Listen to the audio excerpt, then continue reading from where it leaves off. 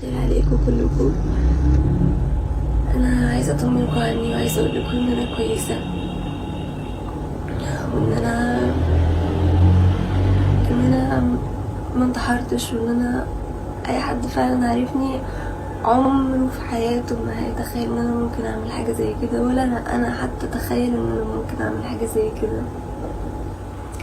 لكن كل الحكايه ان انا والله العظيم تعبانه شويه، بس مش لدرجه ان انا انتحر خالص خالص. ولا بقيت احسن، ولو انا مختفية بقالي فترة فانا بس تعبانة نفسيا، ومن تعبي نفسيا تعبت جسديا، اثر عليا جدا زي اي حد ممكن يحصل له حاجة زي كده. ف... فبس ادعولي، يعني بس ادعولي ان انا هبقى كويسة، وانا هبقى كويسة. انا هبقى كويسة. اي حد ممكن يمر بفترة مش احسن حاجة في حياته، كلنا بلا استثناء بنمر بده، كلنا.